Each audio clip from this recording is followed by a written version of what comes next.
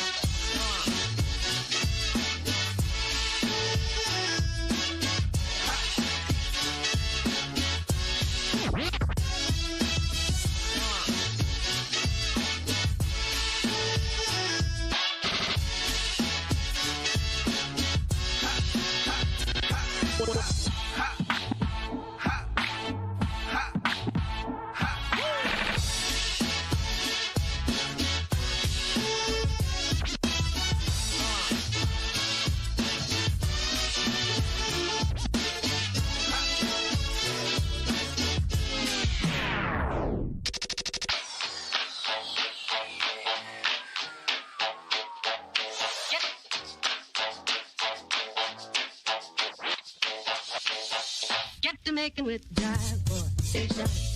When it hits you, yes, yes, yes, yes, you shall. When it hits you, yes, yes, yes, yes. When it hits you, yes, yes, yes, yes, you shall. When it hits you, yes, yes, yes, yes, yes, you holler, yes. 1, 2, 3.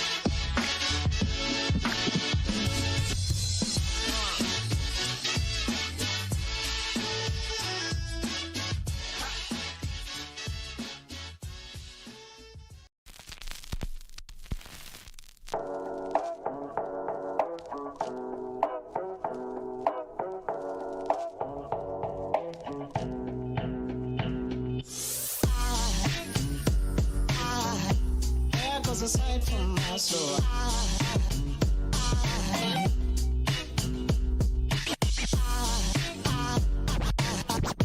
There goes a sight, there goes a sight.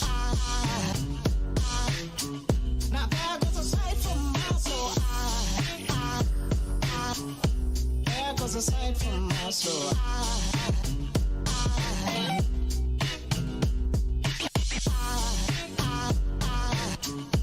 There goes a sight, there goes a sight. There goes a sight for my soul. I think a fall angel just walked by. I think a fall angel just walked by. I think a fall angel just walked by. I think a tall angel just walked by.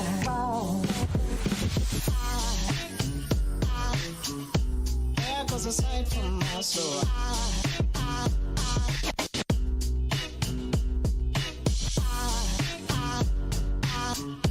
There goes a sight, there goes a sight. Now there goes a sight for my there goes a sight.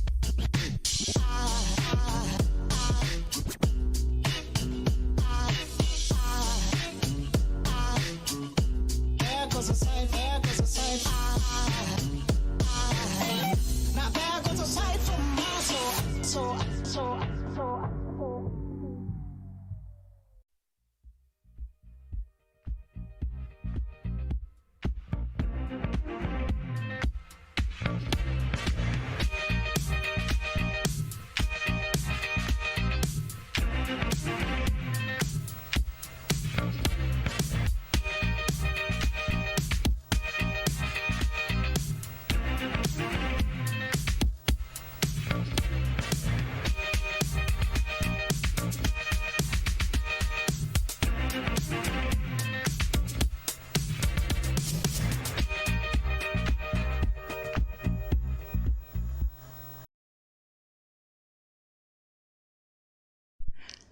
Hey folks, how's it going?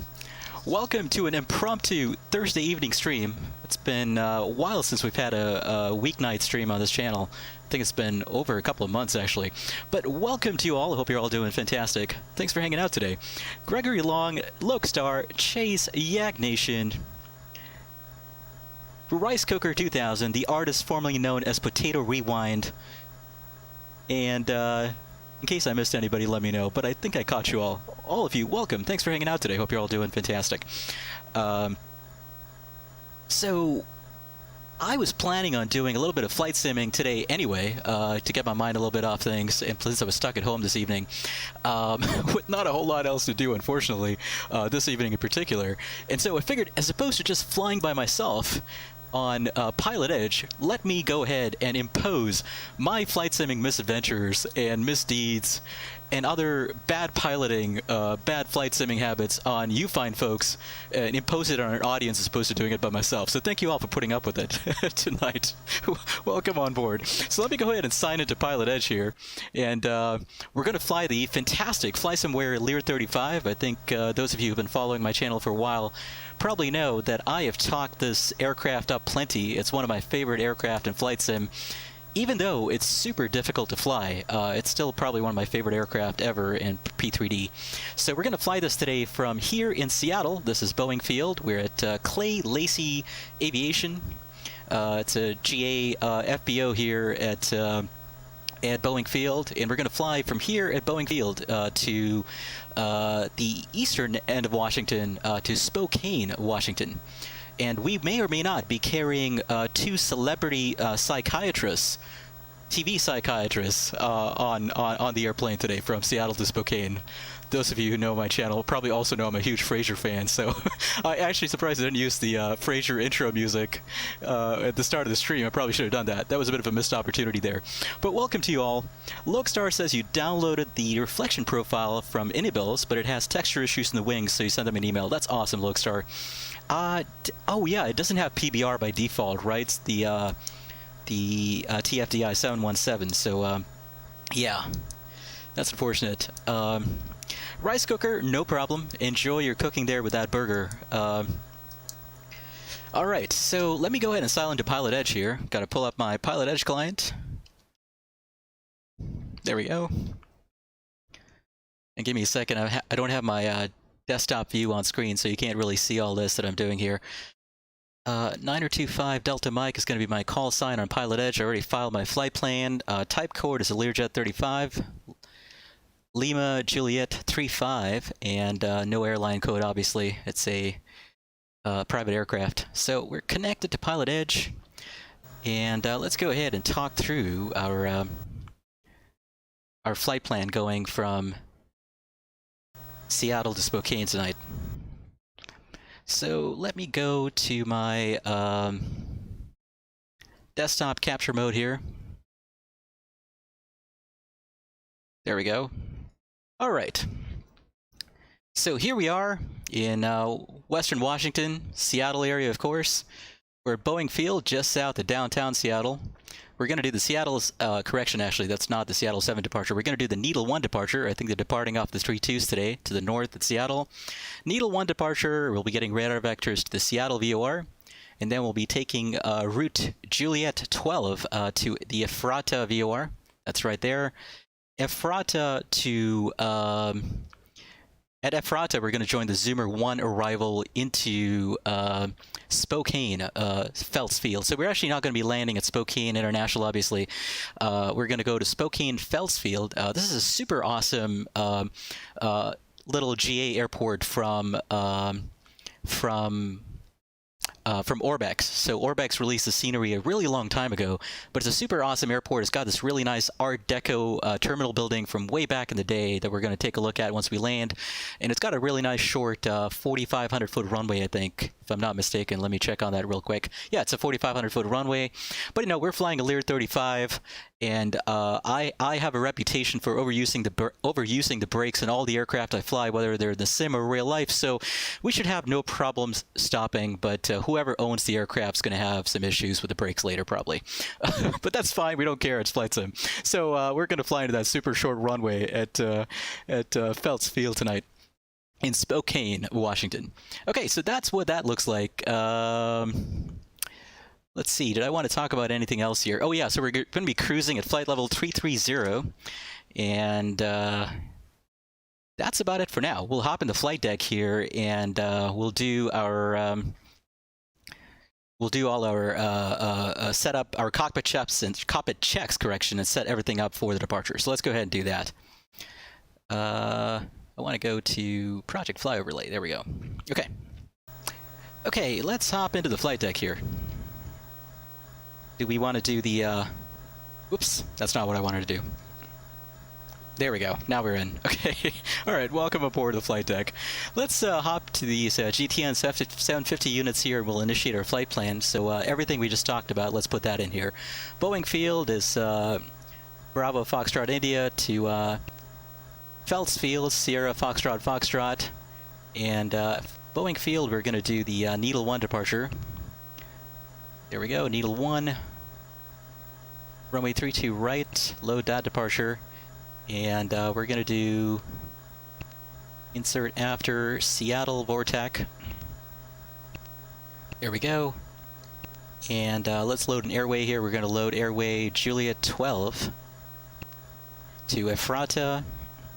Let's load that up. And I'm sorry, I know I missed a lot in chat here. Let me catch up. Liag Nation, thank you very much. I try to bring... although I got to tell you, today was kind of busy. I'm a little beat, but somehow I've been able to bring. I'm glad that somebody sees me able to bring a little bit of energy into stream. But I have a little beat today. But I hope you're all doing fantastic. Lokestar, thank you very much. You're being far too kind there. What did I want to do here? I wanted to go to Phelps, and I wanted to load a procedure. So I wanted to load the Zoomer 1 arrival, and from Ephrata. And let's see, what is the runway in use at Ephrata? Oh, sorry, not Ephrata, but at Phelps Field. Sorry, I'm trying to load up ForeFlight here on my iPad. Now, I don't know how other streamers do it, because I've seen a lot of streamers do this on Twitch, where somehow they're able to mirror their iPad screen with ForeFlight in one portion of their window while still streaming from their PC. I haven't quite figured out yet how to do that, but that'd be fantastic if I could learn how to do that. But anyway, let's hop up here, and I want to go to trying to zoom in here on. I wish I could show you this, but I can't, unfortunately, because I don't have the screen for my iPad able to project onto Streamlabs. But here we go. Winds are out of the northwest today, 320 at 3 knots. So we're probably going to land on 4 left is my guess. Let me just check on which was the longer runway. I think it was 4 left. Yep, that's the one. So we'll pick 4 left, and we'll see what PilotEdge gives us later on. But that's what that looks like. So of course we're going to mirror that on this side. So we're going to have to go through this entire process again, because there's no ability to copy flight plans over, even though these two GTN 750 units are right next to each other, so that's unfortunate. But we'll have to mirror this all over again. So let's go needle 1 once again, low departure, and then let's go, it helps to have that for reference there. Let's go insert Seattle after, and from Seattle we're going to load the Juliet 12 airway to Ephrata, load that up. Let's go to Felts once again, and we'll load procedure, load arrival, load Zoomer 1, and we'll load up Ephrata. And 04 left. There we go. And now, just to be on the safe side here, what I'm going to do is store this route. There we go. And we're going to do the same thing on this side. Store. It's so weird that you can't just copy a flight plan over from one GTN 750 to the next, but somehow there's no connection between the two. I'm not quite sure why, but that's the way it is. Okay, fuel planning. Let me make sure I'm using sensor data there. Okay, and I got everything I need for now. All right, fantastic. Let's go to the map page here, and let's go ahead and tune in the frequency for Boeing field clearance, and we'll get our RFR clearance here. Okay, let me catch up on chat here while that's going on. Yag Nation, it is a very, very short flight. We're just going to be flying for 30 minutes once we get airborne. It's 30 minutes across the state of Washington to Spokane. Or Spokane. Not quite sure how you pronounce it. Okay, just pulling up Navigraph here. And pulling up the airport map. Boeing clearance is 132.4. Let me go ahead and tune that in. 132.4, enter, and let me also tune in the ATIS frequency 127.75, enter, and let's go ahead and monitor the ATIS. Condition clear. There we go. Temps dew point 12, altimeter 3001. Reno's how And departing runway 32 left, 32 right. Visual approaches in use. Simultaneous approaches between Boeing Field and Seattle International. Expect aircraft above you on final. Read back all runway assignments and hold short instructions. Advise on initial contact. You have information November. November is today. Let's listen to that again, because I missed the first part of it. Airport. 8 is information November. 0153 Zulu. Wind 300 at 6. Visibility 10. Sky condition clear. Temperature 26. Dew point 12. Altimeter 3001. 3001. Arriving and parting runways 32 left, 32 right. Visual approaches in use. Simultaneous approaches between Boeing Field and Seattle International.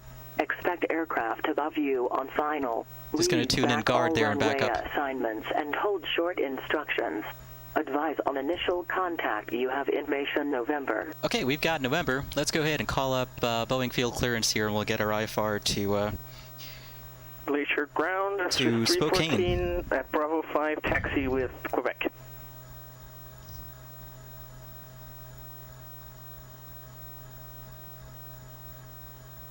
just going to wait on So it's 314 Glacier ground, runway 2, taxi via Bravo. him to respond to the Runway other 2 via guy. Bravo, 314. Boeing clearance, good evening. Learjet 9025 Delta Mike with November.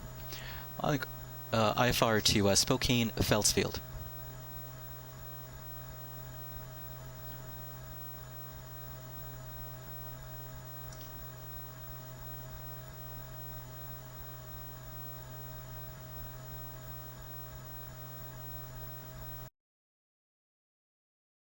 Let me just make sure that actually got picked up there.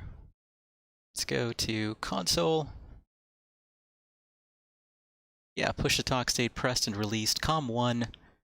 130. 925 Delta Mike, cleared to the There we go. Phelps Field Airport, Needle 1 departure, Seattle transition. Then is filed. Maintain 2,100. Expect flight level 330 10 minutes after departure. Departure frequency 120.4. Squawk 4234. Clear to Phelps Field via the Needle 1 departure, Seattle transition, then is filed. Climb maintain 2,100. Expect flight level 330 10 minutes after. Departure 120.4, squawk 4234 for Lear 9025 Delta Mike. Learjet 9025 Delta Mike, read back correct. Okay. Got an unusual altitude there to stop or climb at, which is 2,100. And this aircraft, I don't know if you've seen my other video on this one, but it climbs like a rocket, so we're going to have to be especially careful with our thrust there in order to stop it 123, Denver at 2,100. Okay, but we set that altitude there. And we've got rotate 130 set there. We've got that bugged. And I think we're all good. So let's go ahead and close the doors here, and we'll get ready for the startup. Okay, and we're going to do the Needle 1 departure. Let's go ahead actually and do a departure briefing first. NorCal approach 127.4. Shipwreck, welcome on board. I hope you're doing well, Shipwreck. This is a fun plane to stream for sure. I was mentioning earlier, I don't know if you were, what part of the stream you were able to jump in on, Shipwreck, but I was planning on flight simming tonight anyway. And I figured as opposed to just flight simming by myself on PilotEdge, I was going to hop onto YouTube and hit the Go Live button and impose my flight simming misadventures in the Learjet 35 on you fine folks on stream. So welcome on board.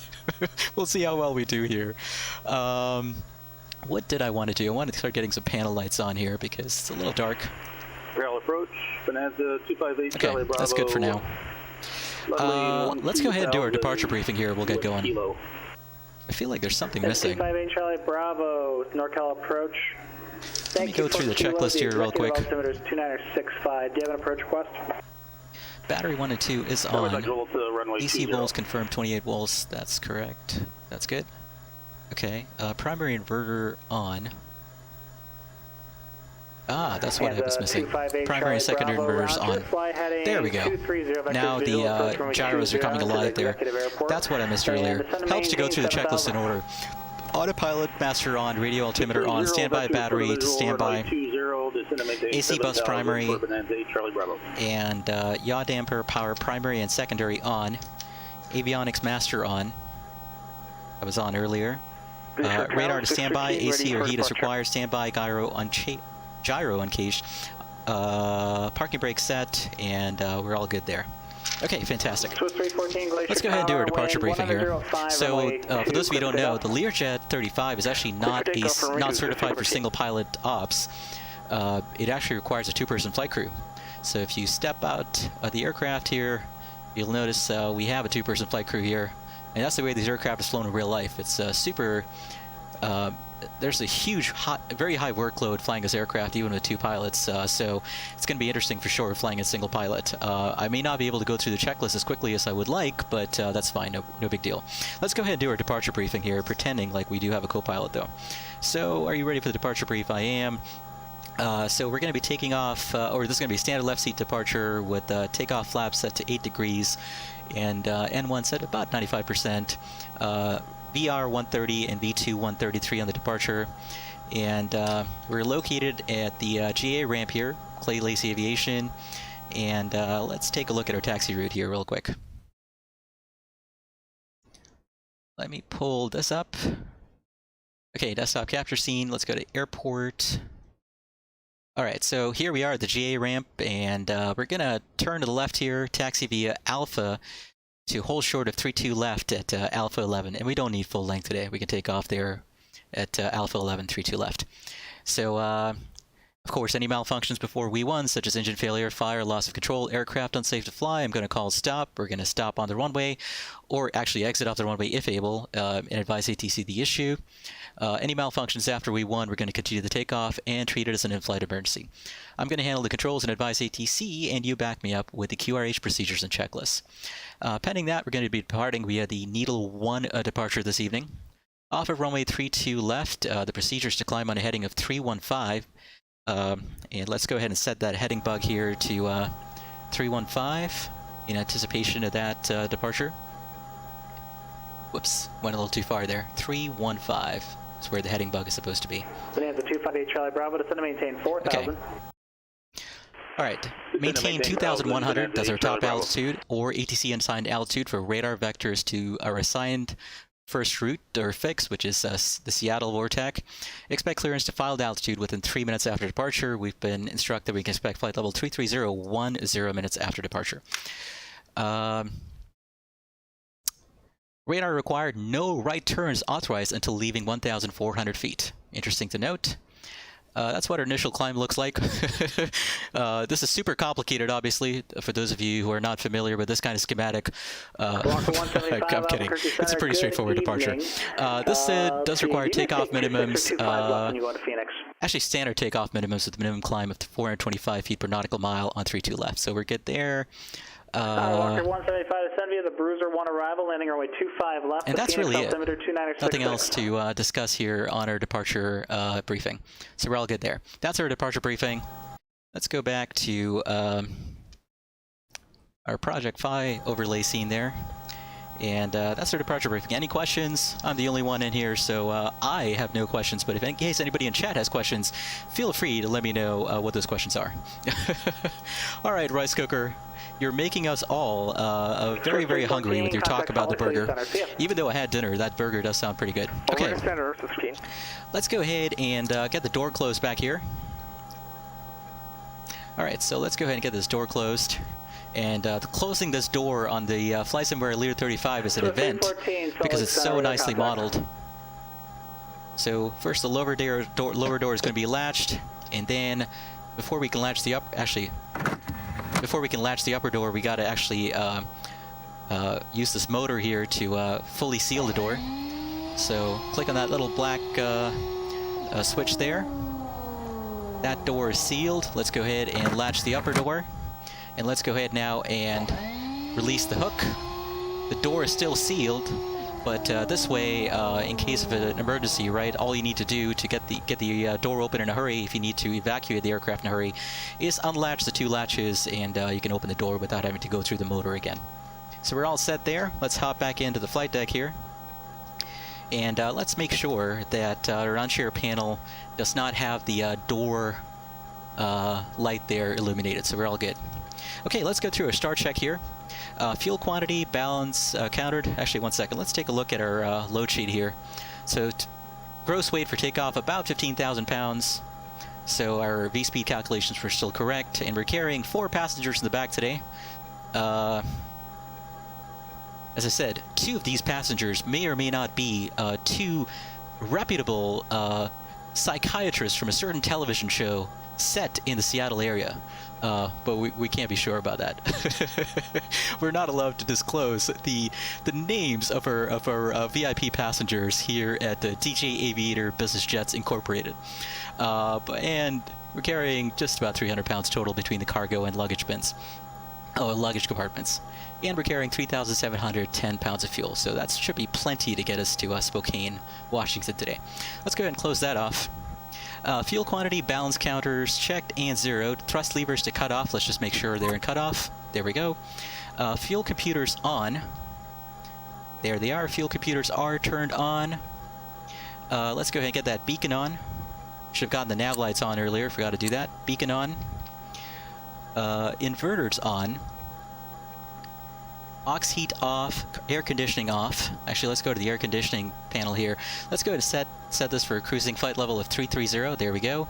And cabin air is on. Let's go ahead and turn that off for now. Cabin door closed, light is out. Belts and harnesses on the right, on the left. Parking brake is set. Swift 314, clear direct Thalia. Hydraulic pump off, cell phones off.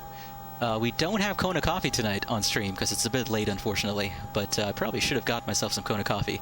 But that is not going to be checked today, unfortunately, on the checklist. And our start check is complete. So now we can go ahead and start up the engines. Okay, so we're going to start up the engines, you know, still connected to the GPU here, obviously. So let's leave that GPU connected, and let's go ahead and start up our engines here. So we're going to start the right engine first. We'll move it to the start position there. There's our turbine speed coming up. Fan speed coming up. 12%. Let's go ahead and move the thrust lever to idle on engine 2. Turbine temps coming up there. We got oil pressure. That's always a good sign. Fuel flow. And just like that, super, super quick, that engine is pretty much started up and is now stabilizing. Okay, and you can hear the ignition running there. We're just going to wait on that start light to go out, and we've got a good start on engine 2. Let's go ahead and start up number... let's go ahead and start up number 1 there. Again, start selector on number 1. These are start gen switches, so the generator actually doubles as a starter. Okay, turbine speed past 12%. Let's go ahead and move the thrust lever there to idle. I'm going to turn on the generator on the right engine there, because the GPU is going to disconnect momentarily. And there we go. Fuel flow, oil pressure, turbine temps, fan. This stuff is happening almost too fast for me to keep up with it, but that's fine. And we've got a good start on number 1 as well. Let's go ahead and move that gen switch into the gen position. Okay, good start on number 1 as well. And let me catch up on chat here real quick. Rice cooker? No, it's not Dr. Phil. I'm talking about a certain Brothers crane. We're in Seattle, for God's sakes. What does Dr. Phil have to do with Seattle? I don't know. I'm talking about a certain Brothers crane from a famous TV show from the late 90s, the mid to late 90s and early 2000s. Okay. 175, Albuquerque Center, roger. All right, good start. And let's go through a before taxi checklist here as I turn on my instruments lights there. GPU disconnected. That's fantastic. Generators online. Started disengagement light out. Fuel computers checked. Spoiler on. So the spoilers here are essentially activated by a toggle switch. So I'm going to extend the spoilers. Just make sure that they extend and that the spoiler light comes on there. There we go. That's good. And of course, we can check it externally. So spoilers are extended. That's good. Let's go ahead and retract those spoilers. We'll toggle it back to retract and make sure the light goes out there. And of course, the spoilers have retracted, so that's fantastic. Anti-ice checked. We're going to... Actually, let's get the pitot heat on. And let's see. What are these stall switches? So let's go ahead and get those on. Stall warning switches can come on as well. Bonanza 258 Charlie Bravo, descend and maintain 3000, the Sacramento Executive Airport, 12 o'clock. Okay, no smoking seatbelt sign on, windshield heat purged off in, gyro flags clear right and clear left. Hydraulic pressure checked, circuit breaker, actually let's check that real quick.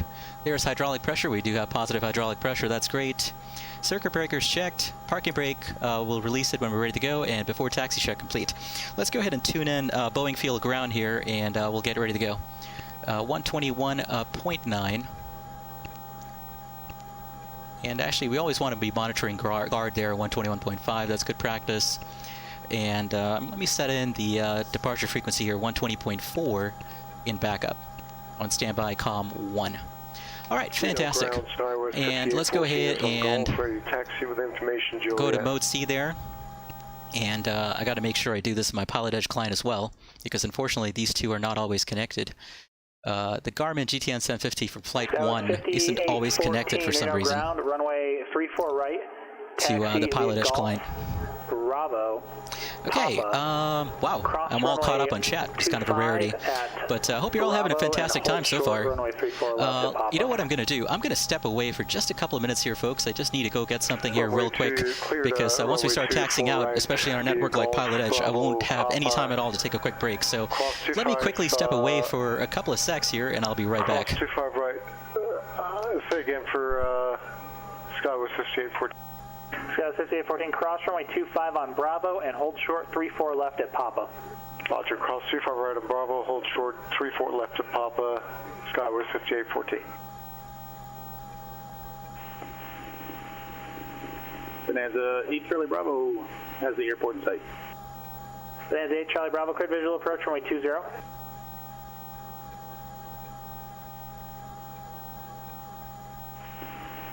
You broke up. Say again for 8 Charlie Bravo.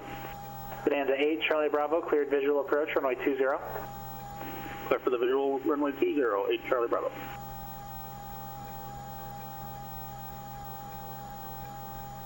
Walker 175, contact Phoenix approach 133.57.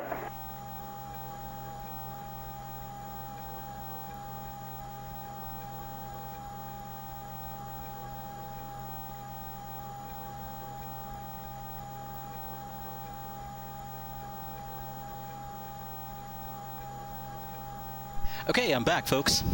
Sorry, that took me a couple of minutes just to quickly go pick something up here and talk to somebody, actually. But I am back. Let's hop back in the flight deck here. We'll get our taxi clearance and we'll get going shortly. So before I do that, with the folks in chat, so Lokestar, you're accumulating quite the interesting fleet of aircraft there. In change to my frequency 128.65. You're accumulating quite the interesting fleet of aircraft there with the TFDI 717, and I think you also picked up the what was it? The Quality Wings Avro RJ as well. So I'm kind of curious how you're holding up with that interesting and pretty diverse hangar that you've now accumulated for prepared. Descending. And Gregory DeLong, absolutely. My apologies. 175, I'm sure it felt like an eternity for sure. And Shipwreck, I think you mentioned on our last stream, right, that you picked up the Learjet 35 and we'll take the ILS. the Learjet 135 and as well the Falcon, the Flysimware Falcon 50. So I'm hoping you're enjoying those aircraft as well. Okay, let's go ahead and pick up our taxi clearance here. Bonanza 258 Charlie Bravo, contact Executive Tower 119.5. Quarter Tower 95, Bonanza 8 Charlie Bravo. Boeing ground, Learjet 9025 Delta Mike with November, ready for taxi. We're at the Clay Lacey Jets ramp.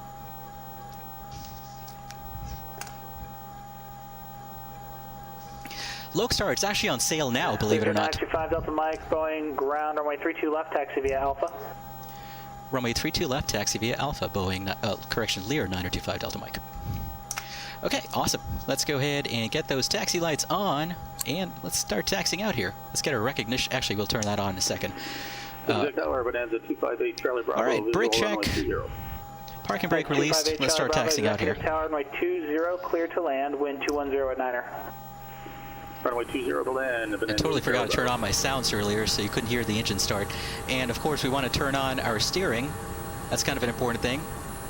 There's a little steering switch there. Lokestar, it's actually on sale now. I don't know if I think I tried to mention it earlier, but it is on sale right now on SimMarket. So SimMarket has, I think, like a 50 or 40% off sale on all the Flysimware aircraft. So now is a great time to pick up either the Falcon 50 or the Lear 35 from Flysimware if you want to do it. The Falcon 50 is a lot easier to start flying versus the Lear 35. The Lear 35 is really, really tricky, to be honest with you. But it's still a good aircraft nonetheless. All right, let's do our taxi check here. Departure runway. You know what? Let's actually do that once we get to the end of runway here. We got some time to essentially sit as we're holding short and go through our checklist in peace. So we'll wait until we're there before we do that. Let me set my course here to 315. There we go. Lokestar says you've got the Coronado Phenom 300, and it is a disappointment. Yeah. I had the Phenom 100 from Coronado, and it definitely was a disappointment for sure. It was not that great at all. I agree with that. Awesome, Lokestar. Yeah, it's certainly, if you're looking to pick it up, now's a good time. I think it's on sale for a few days, so you got some time to decide if you are not yet sure about pulling the trigger.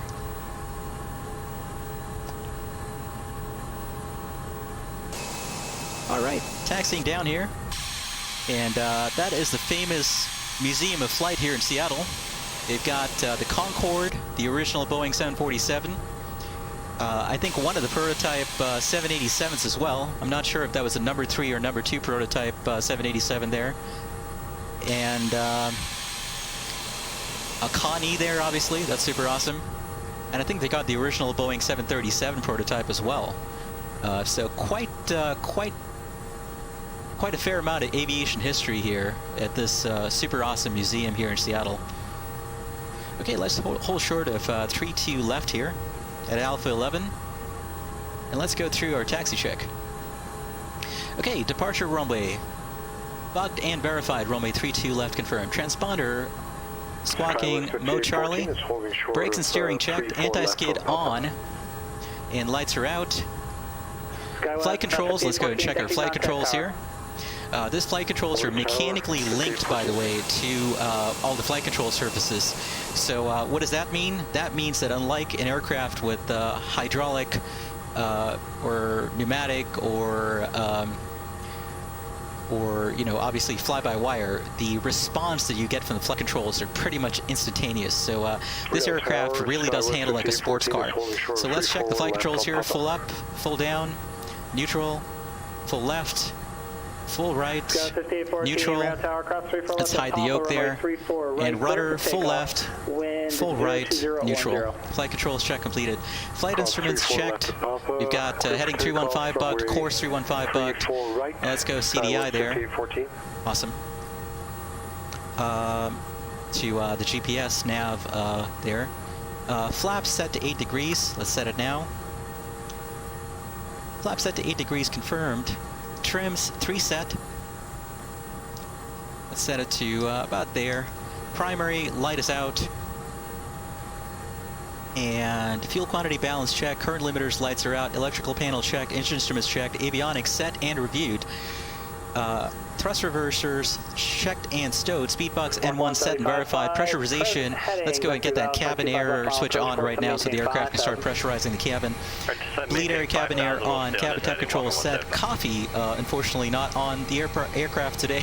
It's a late evening flight, so I didn't bring my coffee. Takeoff briefing is completed. Taxi check is completed. Before takeoff check, parking brake released. Transponder TCAS TAS on. Thrust reversers armed.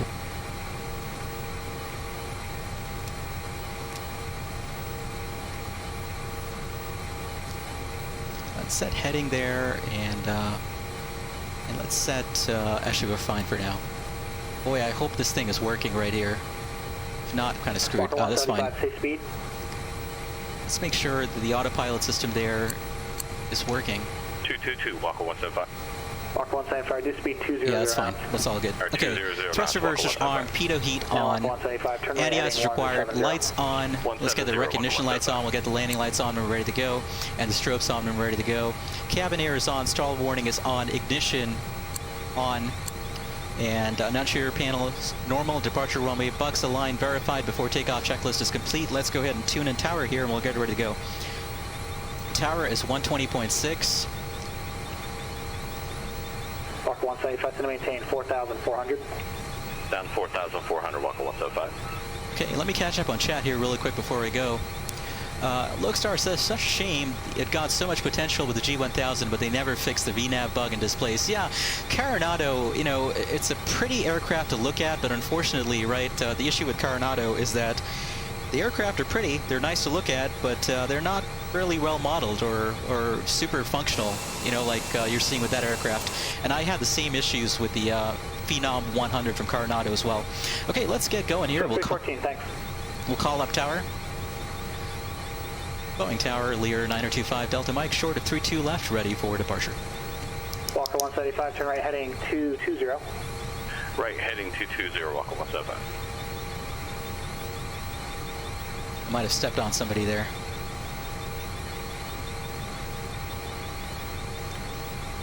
Boeing Tower, Lear 9025 Delta Mike, short of 32 left, ready for departure.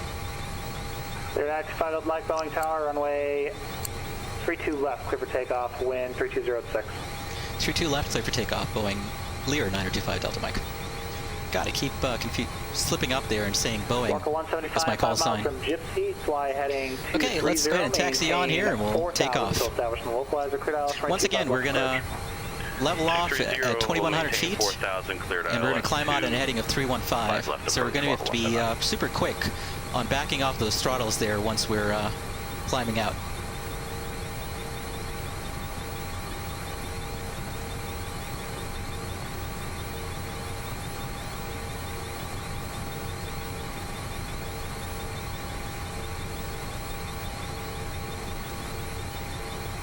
Skywest 5814, contact with NorCal departure. See ya. NorCal departure, Southwest, Skywest 5814. Okay, let's keep it rolling here. Let's advance the throttles, let them stabilize. Charlie Bravo, clear at runway 20, going to parking straight ahead. Nancy Charlie Bravo, straight ahead on Alpha to park. Have a good night. That's set takeoff power there. Parking via Alpha, have a good evening. Thanks for your help. 80 knots.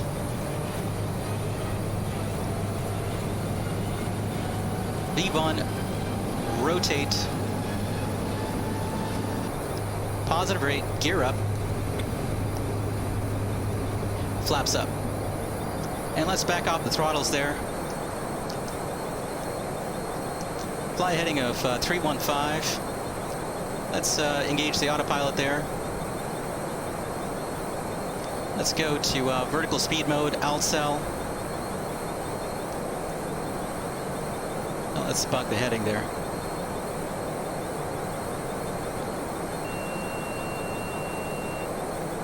Okay, altitude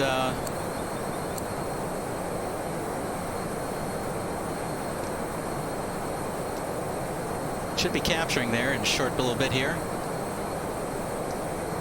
Let's make sure we help the autopilot along a little bit there.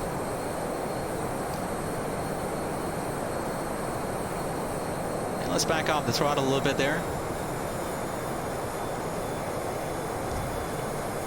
And I'll catch up on chat here in just a little bit. Walker 175, contact Phoenix Tower, 120.9er.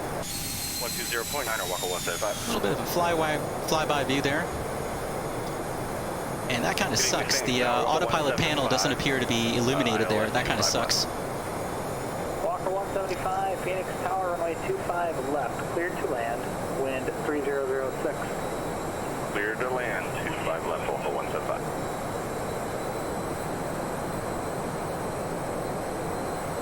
Okay, let's go through our climb check here.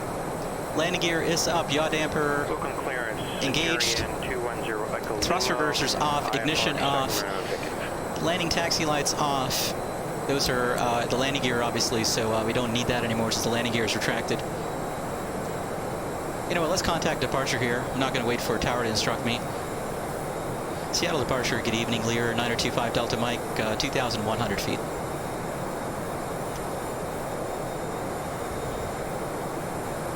Lear, 9025 Delta Mike, Seattle departure. Did tower hand you off over to me?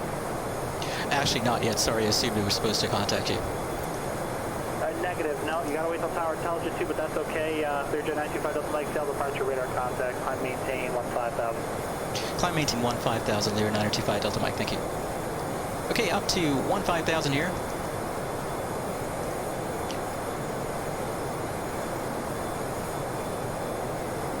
Okay, let's go ALCEL, and we'll start our climb out here.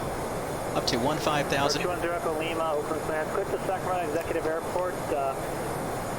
The radar vectors Oakland that is filed, maintain 3,000, expect 5,000, 10 minutes after departure. Departure frequency 135.1, squawk 1476.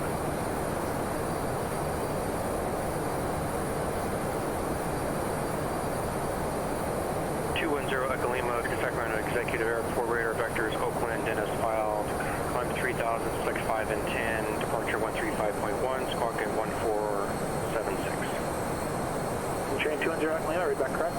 Oh boy, having a little bit of trouble getting the autopilot modes to be working here. Problem with our avionics. We're going to disconnect and try to reconnect. 5814, Roger. Unfortunately, I can't see what modes are actually what modes are actually active here. So I have no way of knowing whether I've got ALCEL active or not.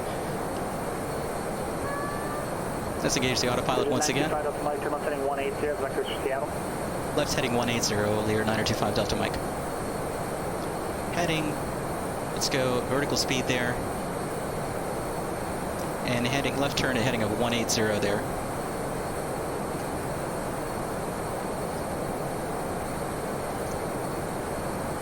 Okay.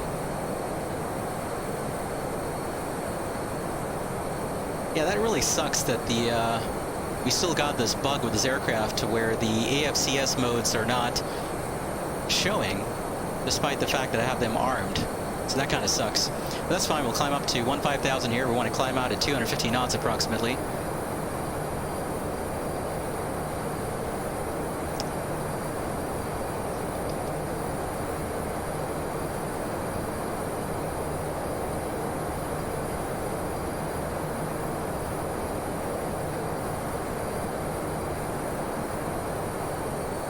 Okay, let me get back to chat here. I'm sure I missed a lot.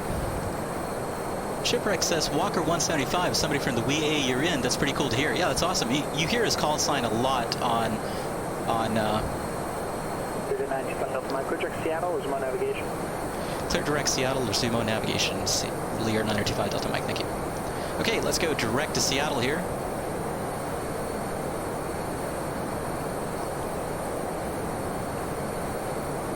Direct to activate, and let's go to nav mode there. And we'll go direct Seattle. And course is 131.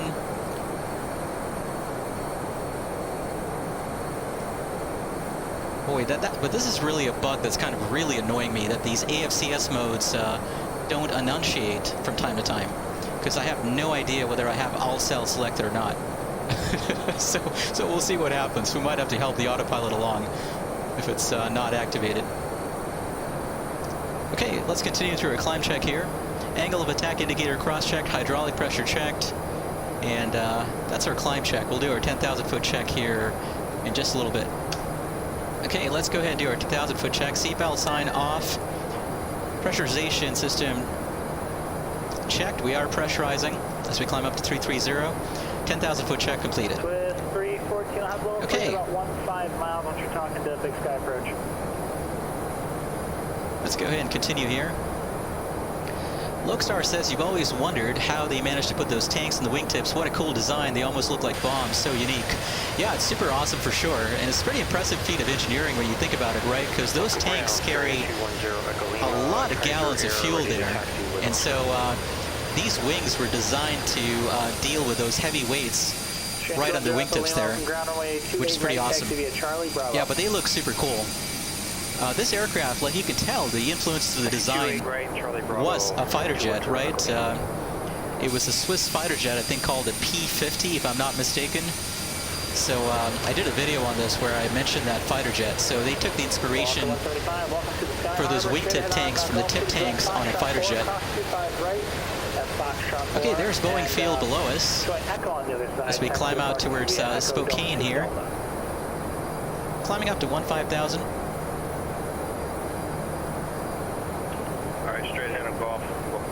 And we got to keep an eye here on this aircraft and whether or not it levels off at 15,000. Delta 175, is that correct? Monitor ground 132.55.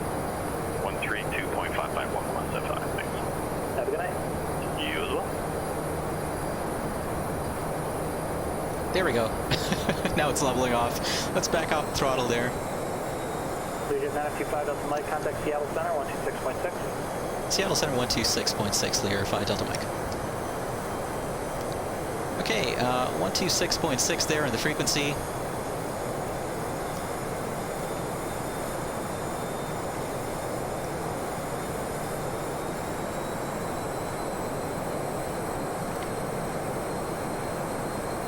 Shipwreck, that's right. Yeah, I hear both those call signs a fair amount. What WEA is that, out of curiosity, Shipwreck, that those two are with?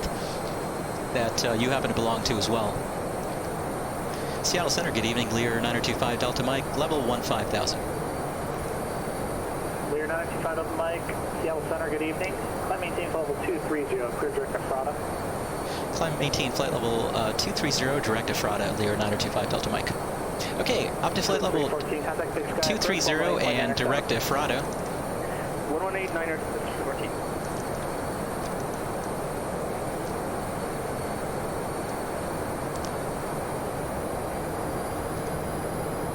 And let's go direct Ephrata here. Phoenix Sky approach, both on altimeter 3005 at 9 GF Hotel. Let's do the same thing on this side. Stay approach request, descend and maintain 9,000.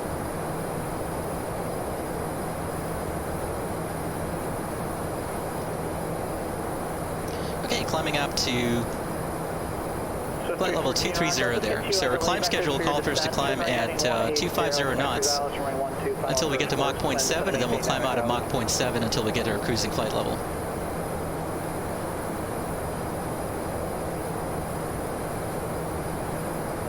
And track there is 075. Boy, I gotta tell you, this aircraft keeps you busy. There's just so much going on. And this silly bug that I've never been able to understand with the auto-flight control system up here, for some reason, I have heading mode activated, I've got the autopilot engaged, I've got speed mode engaged, I've got alt cell. Actually, I've got to have alt cell in now. But for some reason, even though I've got these modes active, none of these are enunciated.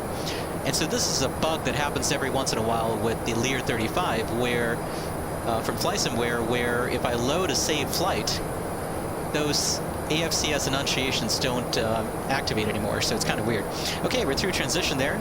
Altimeters reset 29 or 9 or 2. Let's do our transition check. Altimeters 29 or 9 or 2. Cross check both sides. Recognition lights coming off. Contact Seattle Center 125.1. 125.1, Lear 925 Delta Mike. Okay, Seattle Center 125.1.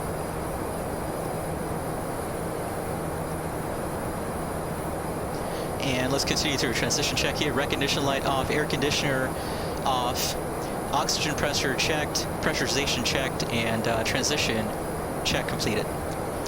Let's contact Seattle Center here. Seattle Center, good evening, Lear 925 Delta Mike. Flight level 200, climbing 230. Lear 925 Delta Mike, Seattle Center, climb maintain flight level 330. Climb maintain flight level 330, Lear 925 Delta Mike. Okay, up to flight level 330 here. And let's get started. Let's set up here, let's set our VNAV guidance up here. VNAV, actually, there is no, 1 second, let me look at the Zoomer 1 arrival here. No, ATC is going to give us descent instructions, so we don't need to use VNAV guidance today. There's no altitude restrictions or crossing altitudes on this star, so we're all good there. Okay, awesome. Continue our climb up here to flight level 330. Gonna keep the thrust coming up there as we continue our climb. 5339 on Mike, Fresno approach, go ahead. And let's go to cinematic camera view here and let me catch up on chat. Sorry, I know I missed a lot here, folks. Lokestar says, I'm sure it can cross the pond and beyond, no problem. No, Lokestar, actually the Lear 35 has a limited range, so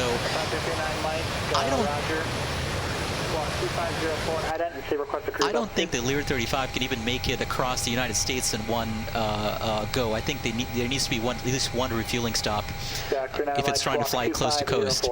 I'm trying to remember the exact range, but I can't remember it right this moment. There's a beautiful view of Mount Rainier behind us as we climb out here.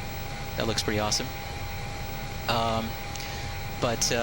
Yeah, so the Falcon 50 can make it across the Atlantic, no problem. The Lear 35, unfortunately, cannot. It's got a limited range. But it's still a super fun airplane to fly. And yeah, so there's no auto throttles, obviously, so you do have to manually control the throttles like I was mentioning. But that's not a big deal. It's still okay. It works out okay. 360, say speed.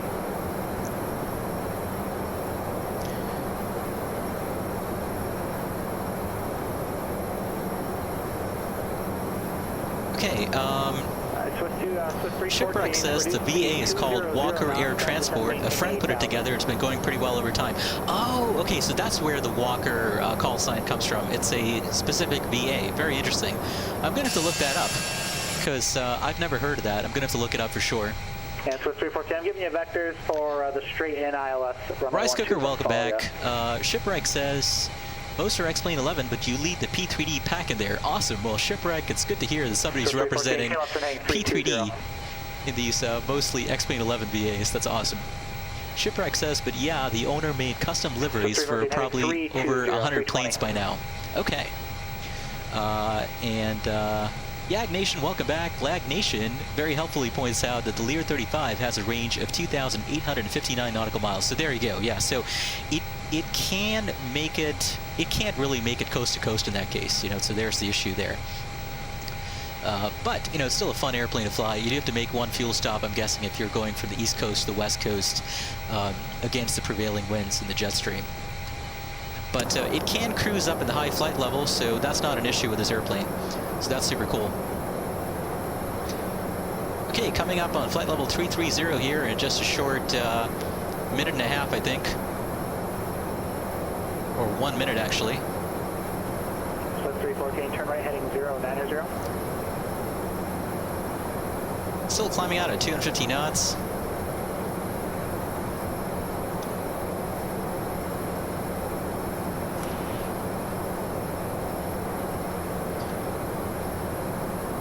And let me check on the weather here at Fells Field real quick.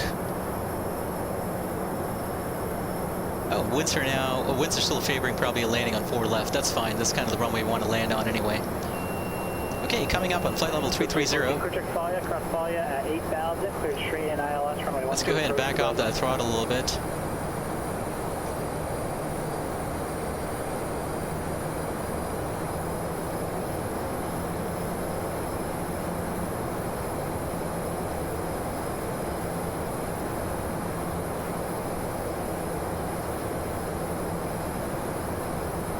A little bit of a stutter here.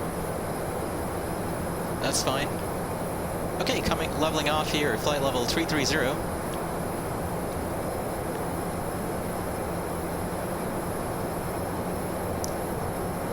And once we accelerate here to an acceptable cruising speed, what I'm going to do is back off the throttles and use the fuel flow gauges here to set my cruise power. So I want to set my cruise power for about 600 pounds per hour, maybe around 650 pounds per hour fuel flow. Okay, leveling off there at flight level 330. As we head up to Ephrata.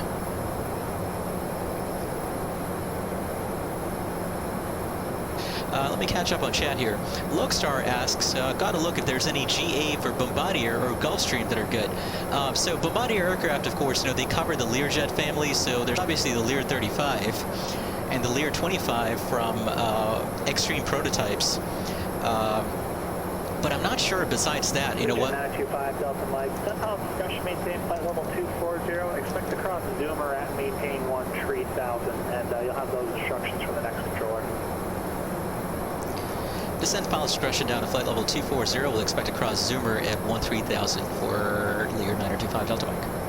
Okay. 925 Delta Mike, thanks, and just report leaving flight level 330. We'll report leaving Lear 5 Delta Mike, thank you. Okay, so we want to cross Zoomer at 13,000. That's what we were told to expect. So now we've got an altitude constraint. That's fantastic. We can set that here as well. Oops. Actually, Zoomer there at 13,000.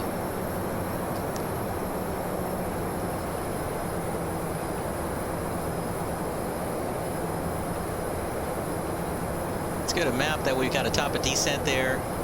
And we've been cleared descent down to flight level 240 at pilot's discretion. So let's go to VNAV now. And we've got about 5 minutes to go to our top of descent if you want to make Zoomer at 13,000. And let's back off the throttles now, and we'll set fuel flow at about 600 pounds per hour. And that should give us a good cruise power setting. I'll bump it up just slightly there at around 625, 650 pounds per hour. Okay, we're all good there. And we've been cleared to descend down to flight level 240, so I'm going to set 240 there. And we'll probably initiate our descent here to 240 in another couple of minutes. Let's go ahead and do our approach briefing here real quick. Okay, so the weather at Fells Field, winds are calm, visibility greater than 10 statute miles, clear skies, temperature 26, dew point 12, altimeter 29 or 9 or 5. And we're going to be using the Zoomer 1 arrival today. Tower, wind 200 at 6, runway 12. Let's go ahead and pull this up real quick. Zoomer 1 arrival. Ephrata onto Zoomer. Zoomer on a 052 track to Gang, so we've been told to expect to cross Zoomer at 13,000. Again, so we can expect radar vectors of final approach course. And let's see, let's look at the 04 left. You know what, we'll probably request the visual approach for 04 left at Feltz Field. Yeah, so we'll do the visual approach 04 left, but let's look at the airport here. 4,499 foot long runway, 4,500 feet basically. It's it is a controlled field, it looks like. Tower is 132.5 and airport elevation of 2,000 feet approximately. So I'm going to calculate my approach speeds and required runway length accordingly. So, but that's it really for approach brief. So we're going to land on 4 left. We're going to exit likely on Alpha, and we'll taxi via Alpha and Bravo to the GA ramp there. So that's what that looks like. Let me go ahead and minimize this and change to that overlay. And let's go ahead and start our descent now down to flight level 240. Let's go to Alt Cell there, and we'll initiate our descent.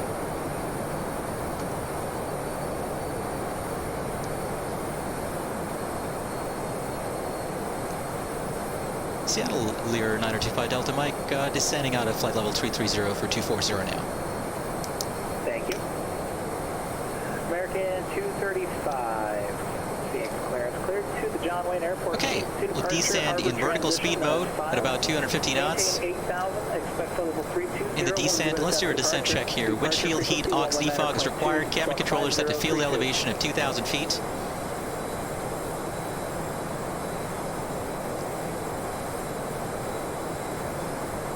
There we go. American 235, read that correct. Anti-eye systems is required. Descent check complete. Okay. Let me catch up on chat here. So Lokestar, where was I? So Gulfstream, unfortunately, Lokestar does not allow anybody to license their brand. So any flight sim developers that have tried to license the Gulfstream brand have been met with, legal warnings and that sort of thing. So no flight sim developers dare to touch the Gulfstream brand, unfortunately, due to the heavy overprotectiveness that Gulfstream has of their brand. So unfortunately, there's no good renditions of Gulfstream aircraft for flight sim yet. Hopefully, Gulfstream opens that up a little bit, and we have some options. Yag Nation, I have a Discord account. It's just DJ Aviator, but I don't have a Discord channel. It's something people have asked about. I just never had the time to really set something up, and so it's something I'm going to explore in the future. But as of right now, I just haven't really looked into it, unfortunately. Let's get some of those floodlights on. Let's get those instrument lights on a little brighter. Let's get those recognition lights on now. And one thing I wanted to do real quick was calculate my approach speed. So let's go to this payload window here. Our landing weight is probably going to be about 14,000 pounds. So at 14,000 pounds, our VREF is going to be 123. And our approach speed is going to be 127. So let me go ahead and bug that. Actually, 128. So that's perfect. I've got 128 bug there. That's going to be our approach speed. And our landing distance, let's see, what was the weather again at, or the temperature again at Feltz Field. Temperature was 2.6. So 2.6 on the temp and 2,000 foot airport elevation, 14,000 pounds. We're going to need about 3,100 feet of runway for our landing distance. And this is 0 wind, 0 runway gradient, anti-ice off, anti-skid on, dry runway. Delta Mike, contact Seattle Center 132.6. Seattle Center 132.6, Lear 9025 Delta Mike. Okay, 132.6.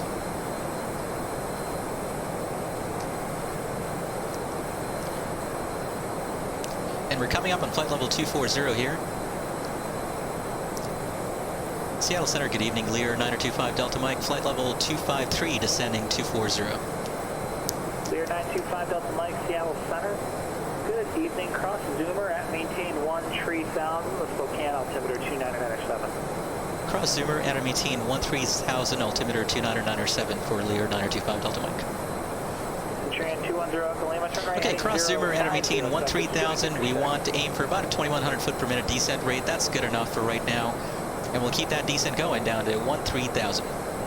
Okay, so our landing distance calculated was about 3,100 feet. So those of you who are real-world pilots know it's always a good idea to add a fudge factor or a safety factor onto that landing distance, especially on a short runway. So I'm going to add about 50% of that. You know, that should, so 4,500 foot runway should be good enough for us. You know, as I said, I'm going to be pretty active on the brakes during the landing, so we're going to be fine flying today. We should be fine with a 4,500 foot runway today. And let me just set the heading bug there real quick. Okay, let me get back to chat real quick. Yag Nation says, actually 1 second. Shipwreck was asking, do I have my sim settings posted anywhere? No, I don't, Shipwreck. So I don't have a Discord, so I don't have that sort of stuff posted. And plus, I've been you know, the thing is, like, so my, you know, I change my settings around a fair amount depending on what I want to do, whether I'm streaming or recording a video or just kind of, you know, the kind of simming I'm doing, whether I'm doing, you know, simming, in like low and slow GA type simming, or you know, high flying airliner tube liner type flying up in the flight levels. So I don't have like a set of, you know, like, you know, a set settings right in my sim. So I haven't really kind of explored kind of sharing my sim settings just because it changes so much. But I do get asked that question plenty. I got to figure out, you know, how I want to, you know, look at maybe getting some answers to folks that are interested, because I do get that question a fair amount. So I'm going to look into that. Yeah, Yag Nation, just look for DJ Aviator on Discord. You should be able to find me there, I think. Yag Nation says that landing is going to be juicy. Yeah, Yag Nation, it is late in the evening. Don't set the expectations too high. I have no idea what this landing is going to look like. We'll find out, I guess. Christopher Smith, welcome aboard. Hope you're doing well. Colby M, welcome to you as well. Hope you're doing great. Hope you're both doing fantastic. Christopher Smith, our calculated VREF was 123 knots, and our approach speed, because the winds are calm, is going to be 128 knots today at our projected landing weight of about 14,000 pounds. Okay, coming up on our transition here, altimeters are going to be reset to 29907. Oops. 29907. Set both sides, and let's do our approach check here. Altimeter is 29907, set and cross check, recognition lights on, belts and harnesses on right, on left, pressurization checked, no smoking seatbelt sign coming on, passenger briefing complete, cabin secured, circuit breakers check right, check left, landing data computed and set. Fuel balanced, approach briefing is complete, and approach check is complete. Okay, down, we're going to continue down here to 13,000. And you know what, we can probably slow a rate of descent here just a little bit.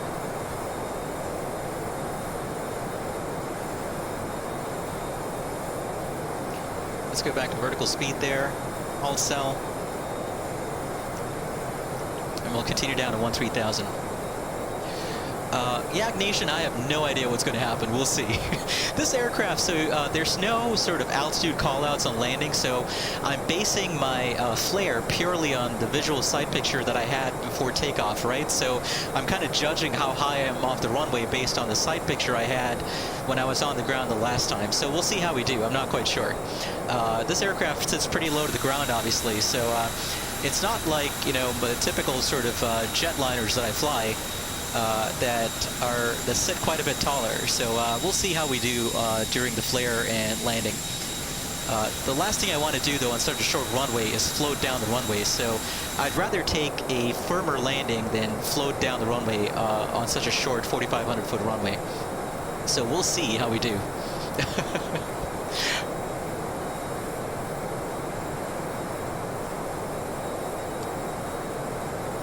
And actually, I was just kind of thinking about remembering some things here. Lokestar, did you say you were, I'm not sure if you had started your flight training or how far along you progressed in your flight training, but I'm kind of curious how that's going and if COVID has still kind of limited your ability to kind of get back into that.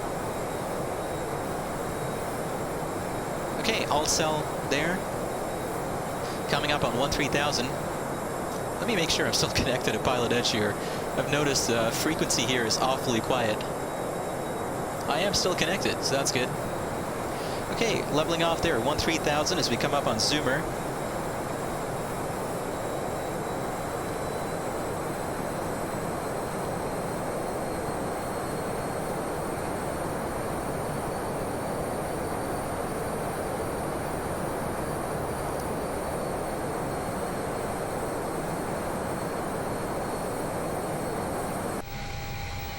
Okay, let's go into cinematic camera views here, and we'll keep going towards Zoomer, and we'll get further instructions quite likely at Zoomer.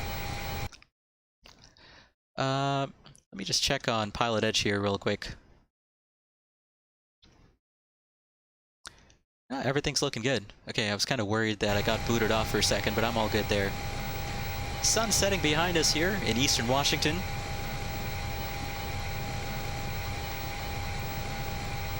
Yag Nation says you haven't done a flight in almost a week. What kind of flying do you typically do there, Yag Nation, in Flight Sim? And are you a P3D user primarily or an X-Plane 11 user? Lokestar says, no, you have not. Very unfortunate, so you'll wait on that and just finish your BA in Mechanical Engineering. Yeah, I totally understand there, Lokestar. But that's super awesome, though, that you're working on your Mechanical Engineering degree there. That's super awesome. I wish you the best in that. What year are you at the moment there, Lokestar, towards completing your degree?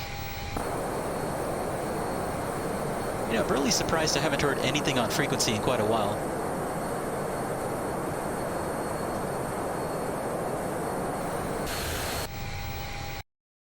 Wonder what's going on here.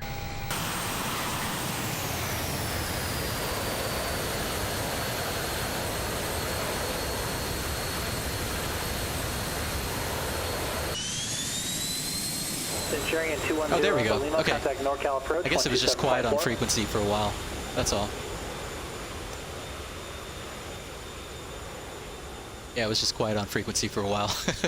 I thought maybe my radios were stopped working or something. Yag Nation says you mainly do long hauls. Sometimes you do short hauls and barely do GA. Yeah, I understand. Yeah, it seems like, you know, most flight simmers, right, have a specific kind of flying they typically like to do. So a lot of folks are huge fans of the long hauls. I'm more of a short haul person myself, so I like doing legs that are typically like an hour or less in length, just because that kind of fits in nicely with my schedule and my ability to kind of fit flight simming into my life and home life and personal activities. So I'm much more of a short haul person myself, but I do like to fly GA every once in a while as well. And this is a super fun GA bird to fly. It keeps you super busy, as you can see, because there's just so much going on when you're flying this aircraft. And you got to stay well ahead of it, or boy, is it going to bite you if you don't stay well ahead of it.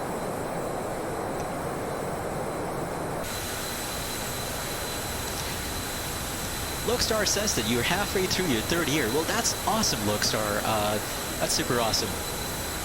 Wish you the best for a great senior year, and wish you the best towards getting that degree. That's super awesome.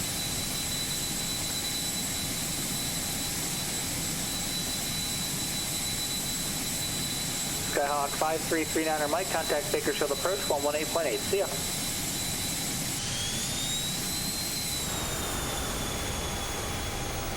Okay, we're coming up on 925 Delta Mike, contact Spokane approach 123.75. Spokane approach 12375, Lear 925 Delta Mike. Okay, 12375.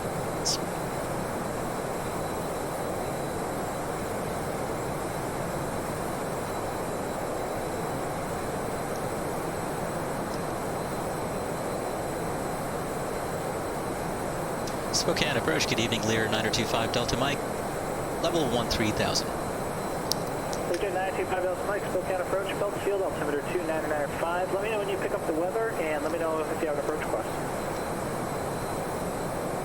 Altimeter 2995, and we'll let you know when you have the weather. We're quite likely going to look for the visual to 04 left, if possible, for Lear 9025 Delta Mike. 95 Delta Mike, roger. The field's uncontrolled, so it'll just be a straight-on-in visual approach to Phelps Field. That sounds good, Lear 9025 Delta Mike, and we've picked up the weather at Phelps Field. Thank you. Okay, weather's still the same. Winds are calm. Visibility 10 statute miles, clear skies, temperature 26, dew point 12, altimeter 2995. You couldn't ask for better conditions. It's a balmy. Clear direct Phelps Field, descend and maintain 6,000. Clear direct Phelps Field, descend and maintain 6,000, Lear 925 Delta Mike. Okay, down to 6,000 here. Let's disconnect altitude hold there and head on down to 6,000.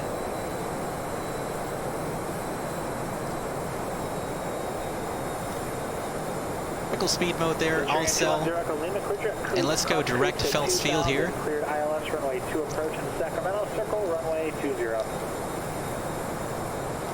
Okay, and let's do the same thing on this side. Maintain 2,000, cross coops at 2,000, clear for the ILS 2 circle to land. And let's load the visual 04 left here. Load approach. So we have that for guidance. Okay, fantastic. And actually we'll do that on this side as well. As we continue our descent here. Let's go to flight plan. Let's load the procedure. Let's load a visual 04 left. Okay, awesome. Map page. That way we have that for guidance. Awesome. Micah Babora, welcome on board, Micah. I hope you're doing well. I hope you're doing fantastic. Yag Nation says you don't have that much experience, to be honest. You only started flight sim 3 years ago when you were 10. Well, wow, okay, so you're 13. Awesome, but Yag, honestly, 3 years is a lifetime in flight simming, right? So here we go, we're coming up on 10,000. We have altimeter set to 2995, altimeter setting at Phelps Field. Let me go ahead and get those landing lights on because I'm going to be super busy later, and I probably won't have the time to remember all this. I'm going to arm the thrust reversers right now, which is kind of not very standard practice, but I'd rather do it now than later when I'm on short final. And we'll get the ignition switches on later. Okay, through 10,000, I'm going to slow down here to about 240 knots.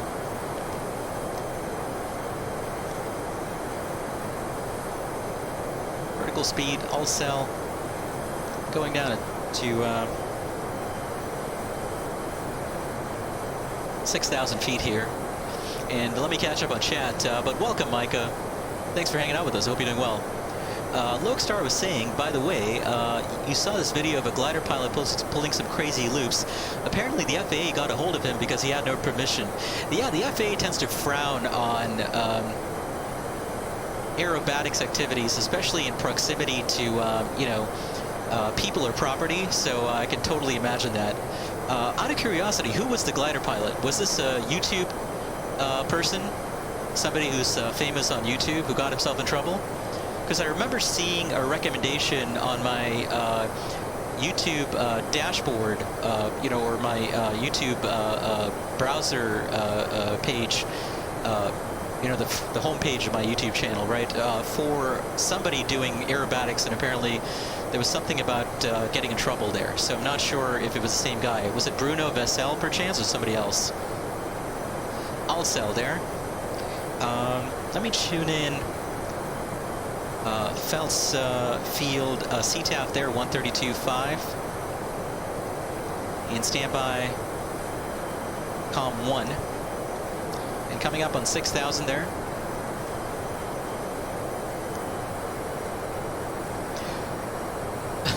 No, it wasn't me. I didn't get in any trouble. I still got my license. I still got my certificate, thankfully. So no certificate action, knock on wood, for me yet. I'm all good there. Micah says reminds me of the guy who flew crossed into the Las Vegas class Bravo without permission. Yeah, and Micah says so weird seeing me stream at 10 p.m. Yeah, totally, Micah. It's almost it's past 8:30 here, but it is a little weird streaming weeknights for sure.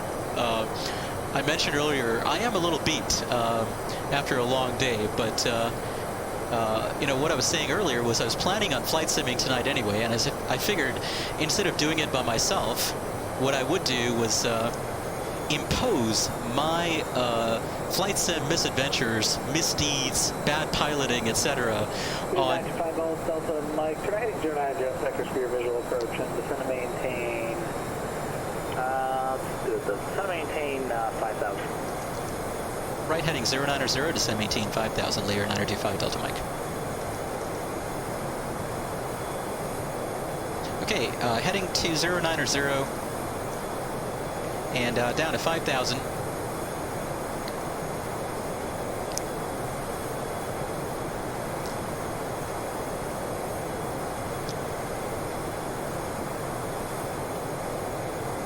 Vertical speed mode there, all cell, down to 5,000.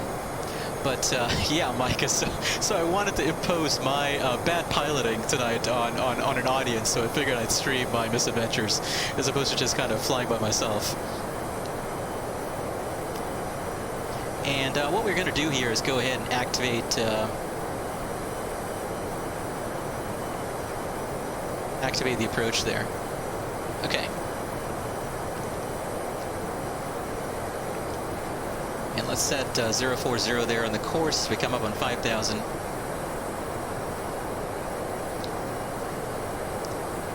Okay, fantastic. So we've got guidance here on the HSI for the visual approach 04 left, and there is the city of Spokane. There is Spokane International, Golf Echo Golf, and this scenery from Orbx has some pretty nice coverage of the Spokane area. It's got all the downtown sort of landmarks and everything, which is kind of cool. And of course, Phelps Field is a pretty nice airport with a nice Art Deco terminal we're going to take a look at once we arrive a bit. We accelerate up here to a little over 200 knots, slowing down far too much there. Left heading 040, later 925 Delta Mike.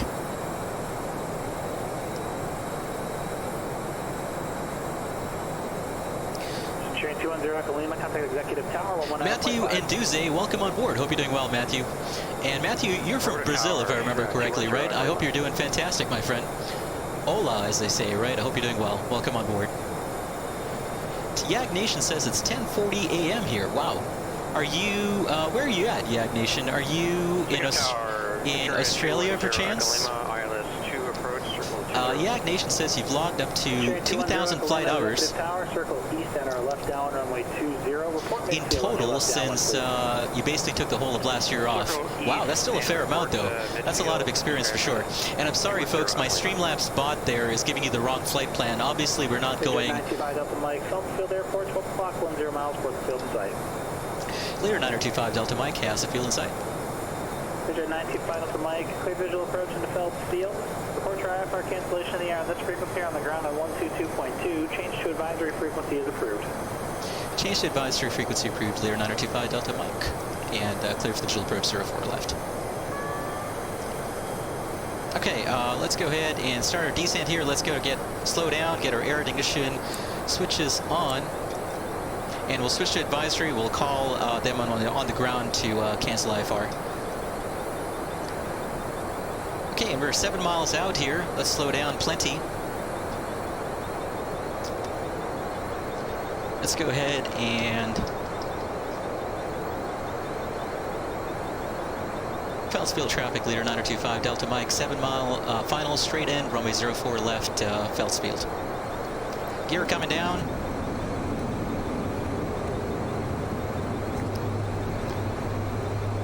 Flaps coming down to 8 degrees there.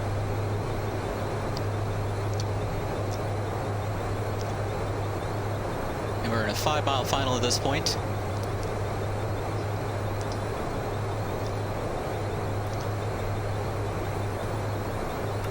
Flaps coming down at 20 degrees.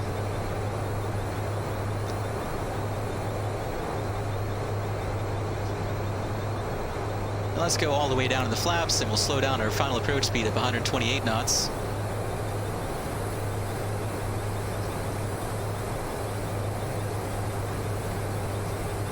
And let's go ahead and do our landing checklist here. Flaps 40 degrees set. Landing gear down. 3 green.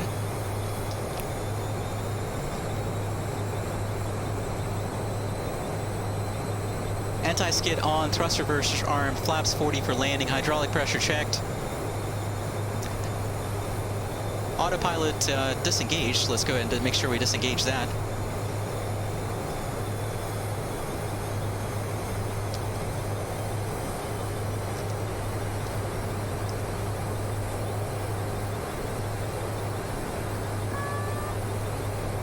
Okay, let's get rid of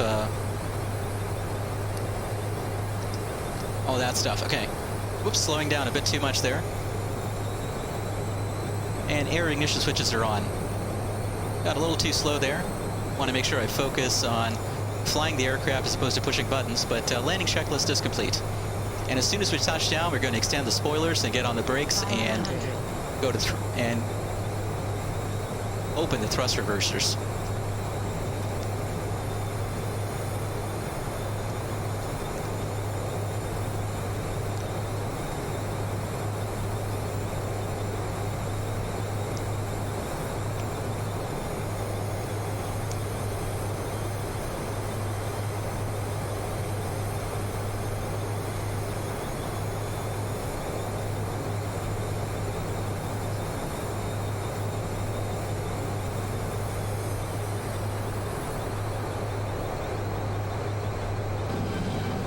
Okay, there we go.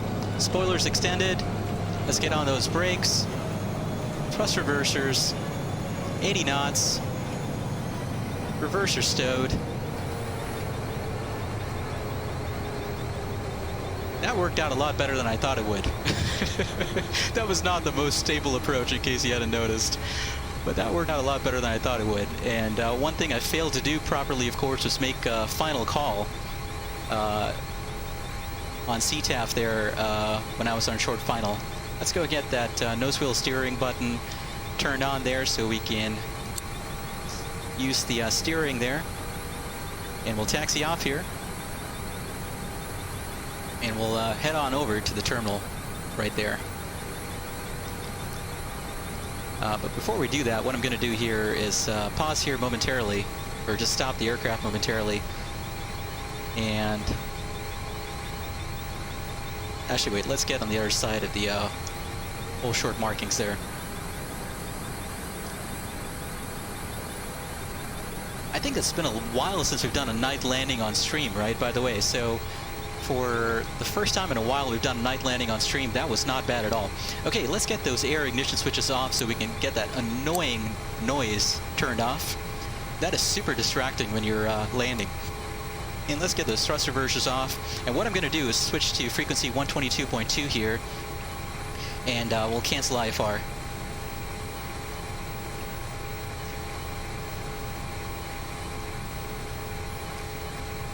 Seattle Lear 9025 Delta Mike. We're on the ground at Fells Field looking to cancel IFR.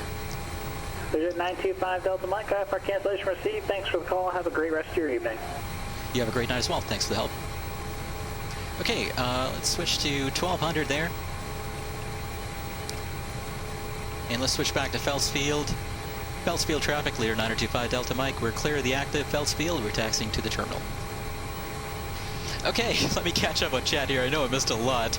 That landing was actually worked out a lot better than I thought it would for sure. But thank you all for the nice comments. Nanda A, welcome on board. Hope you're doing well. I don't think I caught your name earlier, but welcome. Okay, let me pull up my iPad here. Let me pull up the taxi chart because I want to figure out where the hell I want to taxi to. I think I want to hang a right here on Bravo, right? Yeah, I do. Because I don't think I can go all the way down. Yeah, I want to hang a right here on Bravo for sure. And of course, we'll check out some replays as soon as we're as soon as we're at the ramp, and we've blinded everybody in the airport here. 1 second. I'm not going through my checklist or anything here. Let's go back to the taxi position there. Let's turn off those strobes. We'll turn this back on when we go to our replays later. What else did I want to do? Let's just go through our after landing check. You know what? I want to leave some of these systems on for now. So never mind. We'll just turn on the taxi lights. Leave the recognition lights on. Actually, you know what? Let's leave those on for now. We'll turn them off once we turn into the ramp. And we'll continue towards the tower and the terminal building here. Matthew Induze says that looks shorter than Santos Dumont in Rio. Yeah, it's actually, it wasn't bad at all. You know, actually, or what I mean is, it's a pretty short runway for sure. In fact, I think it's about the same length as Santos Dumont. So there's the terminal right there. That's where I want to go. And this is a super cool terminal. You're going to see. And you've got the name of the airport there painted on the taxiway, Fells Field. Let's go ahead and hang a left here on Delta towards the terminal. And I probably should get those recognition lights off so that I don't blind everybody on the ramp here. This is some horribly inconsiderate taxiing of me here. Let's get those recognition lights off. All right, we'll just taxi up to the terminal here. That way I can show you folks on chat the super awesome Art Deco terminal building.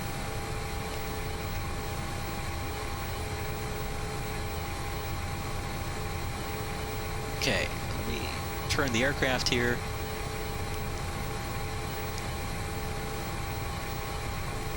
We'll bring it to a stop. Let me disconnect from PilotEdge so I can do my replays in just a little bit. Let's see, disconnect. Disconnected from PilotEdge. Let me go ahead and close off my PilotEdge client there because we don't need that anymore. Exited that. Okay. Let's take a look at this building, this terminal building here. All right. This is a super awesome scenery from Orbx. So it's a really nice kind of old school terminal building, right? Believe it or not, this was the airport that was used right before the Spokane International Airport opened up. This was the primary airport that all the flights that flew into Spokane would land at. This was way back in the day, of course. I think this was back in, I think the Art Deco period, right? Back in the 30s, 40s, 50s, etc. But it's a pretty nice terminal building. Like, look at this. They've got a nice little diner here with these old Coca-Cola signs. This looks like it's something right out of the 1950s, right? It's super cool. Looks like a maintenance hangar there with a Beechcraft jet. And I really do like this clock right there. That looks super cool. Let's change the time here a little bit so that we got a little bit more daylight around us. There we go. That's better. That way we can see things a little better. But this looks pretty nice. I think it looks super cool. Chase will be showing you a couple of quick replays here in a second, so you should be able to see that. You should be able to see the landing in our replays. But yeah, pretty nice terminal here. Okay, let's go ahead and get those landing lights back on, and strobes and recognition lights back on. And I'm going to arm the thrust reversers once again, just so those deploy during the replay. Okay, it's replay time. Let's check out some replays. Let's go to replay here in ChasePlane, and let's go ahead and see what those replays of that landing look like. Let's bring it all the way back here. Oops, not that far. Just before we crossed over into Spokane itself. Okay, there we go. I just want to make sure we get a look at downtown Spokane here. There we go. Because this is all modeled really nicely by Orbx.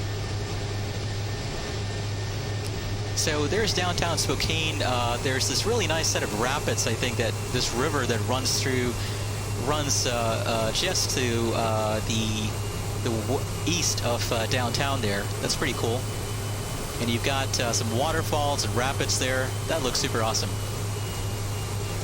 Okay, let's catch up on chat here while the replay is ongoing, because I know I missed a lot. Lokestar for sure, I'm going to look him up, Bruno Vessel. Bruno is usually a pretty safe pilot, and he's a very well-reputable, well-reputed person in the glider community, so I'm super surprised that Bruno, of all people, got himself in trouble like that. That's super unfortunate, because Bruno is so well-regarded in the glider pilot community, but I'm going to have to look that up for sure. Yag Nation says you're in Thailand. Well, welcome from Thailand there, Yag Nation. Whereabouts in Thailand are you tuning in from, out of curiosity? That's a super lovely country. Nanda A, hello, welcome to you as well. Micah says you're trying to learn the Airbus from the right seat. It is so awkward, but it's manageable. Yeah, I can imagine it would be awkward. Boy, yeah, I can't imagine flying from the right seat in the Airbus, but it's got to be fun to try for sure. The one thing I have done is fly a two-place glider from the back seat, which is really interesting, especially when you can't really see the instruments. You just got to base your sense of speed, of airspeed, just based on what the wind noise is and your experience. That's super interesting for sure, flying from the back seat in a two-place glider where you can't really see the instruments. We'll see what that landing looked like. I was just reading the comments on the landing here. We'll see what that landing looked like in the replay. But I was doing relatively okay, considering it's a short one-way. I think I was doing relatively okay. So we'll see what that looked like.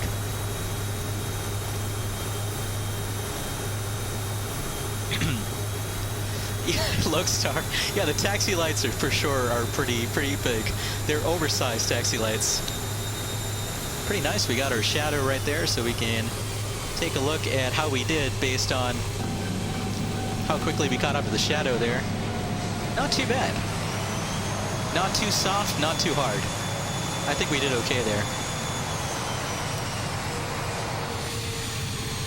Probably a better perspective on this would be the tower view, right? So we'll check out a tower view here in a couple of seconds. Okay, let's see what that looked like in the tower view.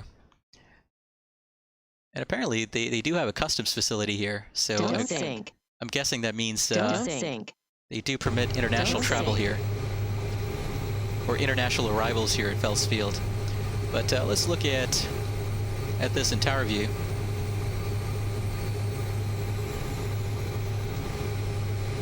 Boy, that aircraft looks fast, doesn't it? Not bad. Not bad at all. I'm okay with that one.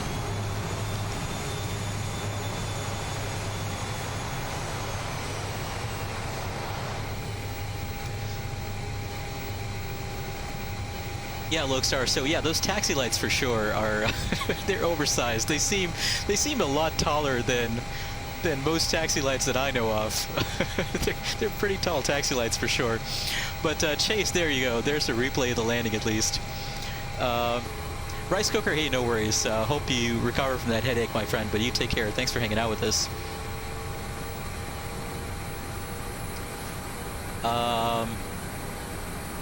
Let's, what did I want to do? I wanted to hop back into the cabin here, so we'll look at that landing from one of the cabin views here. There we go.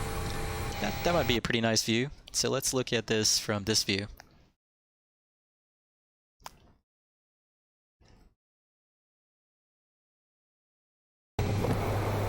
Whoops. Didn't mean to do that. There we go.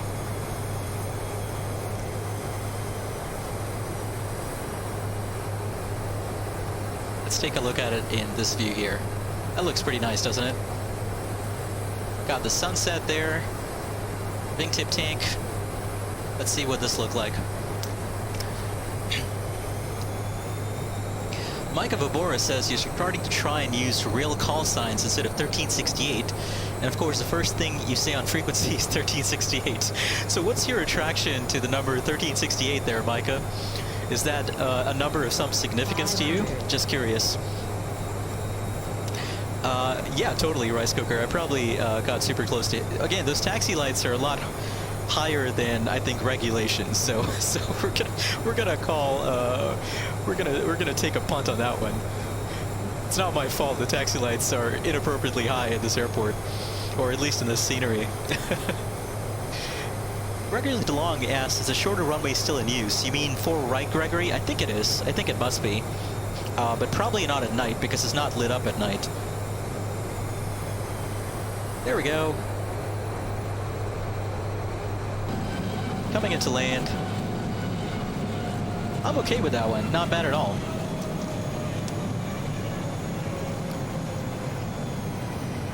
All right, I'd say that was a relatively successful flight from from Seattle Boeing Field to Spokane, especially considering this was a really, really impromptu weeknight stream here on the DJ Aviator channel. For those of you who don't know, I've scheduled another challenging approaches video release for tomorrow AM. So around 7 a.m. Pacific, so about 10 a.m. Eastern time, there should be a new video dropping on my channel. And we're going to feature this fantastic approach into Ísafjörður in the Vestfjords region of Iceland. That is going to be a super fun, super challenging approach. If you guys enjoy my other challenging approaches videos, I think you'll really enjoy that one into Iceland tomorrow. So make sure to check that out. That should be dropping tomorrow in the morning. And I am planning still on a live stream this weekend. In fact, if I get some time Saturday, which is a little bit tentative today, I'm not quite sure yet if I will get time on Saturday to live stream. But if I get some time to live stream on Saturday, we'll probably do a stream on both Saturday and Sunday. So Sunday, like we discussed on last Sunday, this Sunday we're going to do a live stream flying in Scotland. So we're going to fly the Epis Labs A319, kitted out as a corporate jet from Edinburgh to Sunborough in the Shetland Islands. So we'll fly into another short airport or short field, another short runway at Sunborough, this time in an Airbus A319, which is going to be super interesting. So hopefully we'll not run off the runway at Sunborough on Sunday. But definitely we'll do a stream on Sunday, and if I have time Saturday, what we're probably going to do, another scenario type live stream. So it's been a while since we've done an engine failure live stream on this channel. We did one out of Saint Martin a long time ago, but we had some issues back in January, I think, with the sim crash and things like that.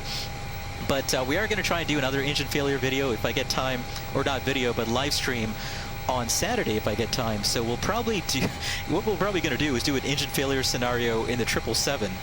So we'll, I'll plan on a flight like from Denver to Tokyo. So Denver obviously is at a high altitude, it's a mile high, and we're going to depart Denver, we're going to experience an engine failure, and we're going to return to land at Denver, or divert to another airport depending on how high up we are when the engine failure occurs. So I'm planning something if I get time on Saturday as well, but we'll see how that goes. Anyway, if I don't catch you Saturday, I'll definitely catch you on Sunday. Let me catch up on chat here real quick before we do our final replay and throw into some replay music and call it a night. Chase, absolutely. Yeah, I'm pleased with that landing, considering it is a pretty short runway for sure. Lokestar says you ordered the Thrustmaster Airbus sidestick. Kind of excited for it, really. Needed it.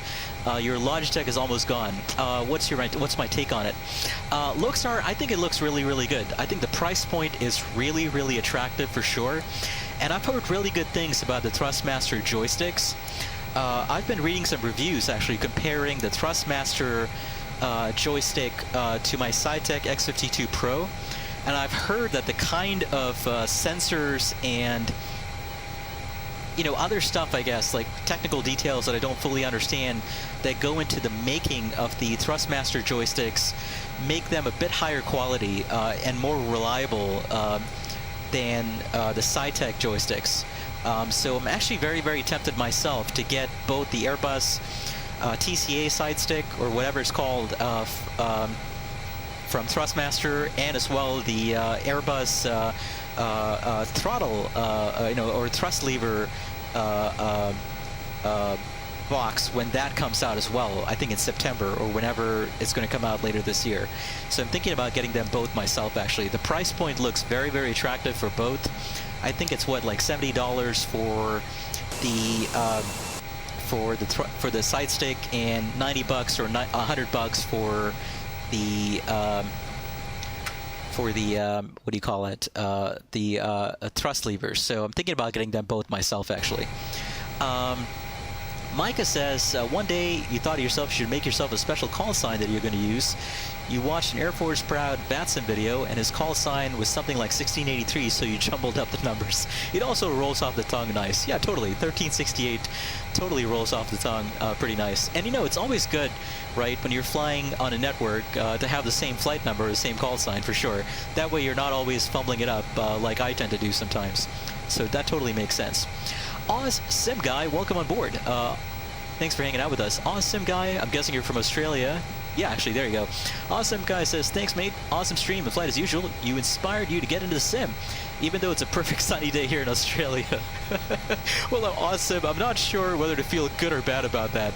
I am a huge fan and, you know, an advocate for getting out into the outdoors as much as possible. But as long as you're having fun, I'm totally okay with you stepping back indoors on a nice, sunny day in Australia and getting back to simming. But thanks for hanging out with us for sure. Nanda A, welcome, or thanks for hanging out with us for sure. You have a great rest of your night or rest of your day wherever you're tuning in from. Chase says you've just been putting off getting into the sim, and you just I just make you want to fly. That's awesome. I'm glad to hear that. All right, Gregory DeLong, thanks for hanging out with us. You have a great night as well. Micah, you as well. Have a great night. Okay, folks, I am probably going to call it a night myself and get back to some things here that I need to take care of. This stream went on a bit longer than I thought it should. But I need to get going myself. So let's throw it back to replay here. We'll pull up some replay music, and we'll call it a night on my end as well. All right, let's bring it back to right about there. Let's see, we got that music. There we go. And let me pull it back just a little bit more here. Okay, folks, this was a super fun, impromptu weeknight stream for sure. Thank you all for hanging out. Really hope you all had a lot of fun as well. And I'll look forward to catching you Sunday, and if I stream Saturday, hopefully catch you then as well. But you all take care, stay safe, stay healthy, have a great Friday, and we'll hope to see you either Saturday or Sunday. You all take care. Thanks for hanging out, y'all. Take care. Bye-bye.